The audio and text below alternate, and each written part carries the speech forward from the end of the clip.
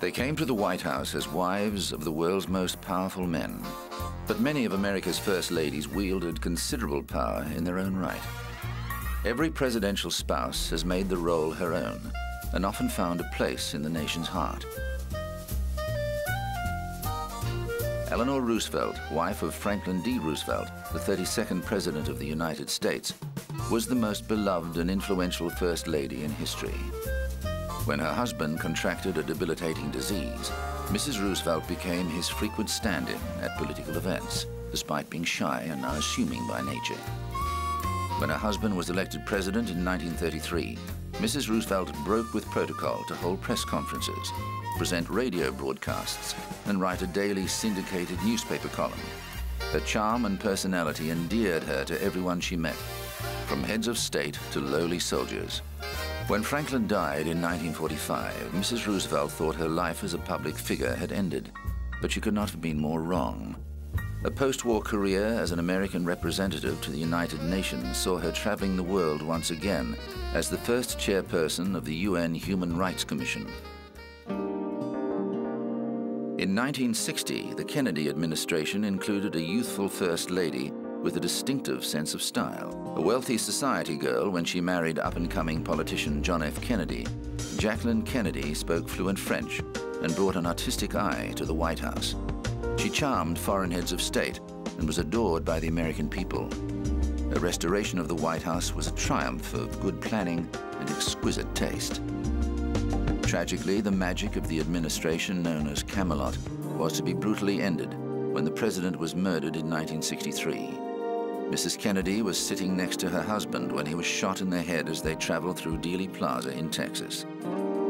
She stood next to Vice President Lyndon Johnson as he took the oath of office while they flew the president's body to Washington.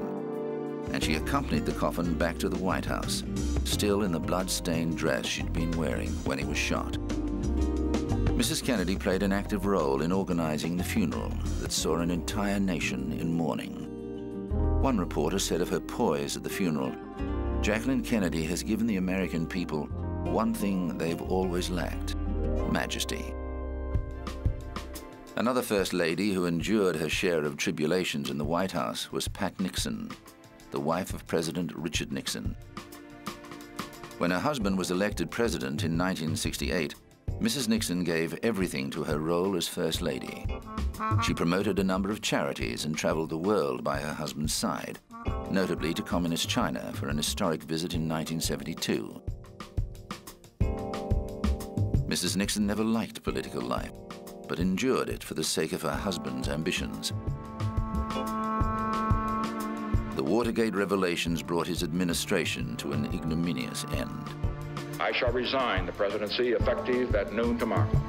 And she was at his side when he resigned the presidency in disgrace, following revelations that his aides had been carrying out illegal activities. I, Jimmy Carter, do solemnly swear. I, Jimmy Carter, do solemnly swear. That I will faithfully... Rosalind Carter was beautiful, vivacious, and unpretentious. She and her husband Jimmy were openly devoted to each other and their young daughter Amy. At the president's 1977 inauguration, Mrs. Carter wore a 6-year-old dress and packed a picnic lunch for the day. During the Carter presidency, she sat in on cabinet discussions and represented him in meetings with world leaders when he was unavailable. She wrote policy and promoted legislation, as her successor Hillary Clinton would do a decade later. Mrs. Carter also followed First Lady tradition by using her position to support a range of charities. Her successor, Nancy Reagan, underwent a baptism of fire in her first term as First Lady. In 1981, her husband Ronald Reagan was wounded in an assassination attempt. She later wrote in her diary that her life would be over if he died. Both former film actors, the couple counted many Hollywood greats as their personal friends. Like Jackie Kennedy, Mrs. Reagan was renowned for her glamour and love of high-end fashion. Her favorite causes included drug prevention campaigns and the foster grandparent program.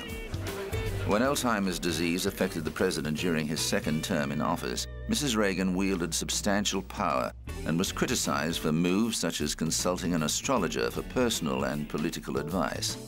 She was fiercely protective of the president and stood by him, for the rest of his life.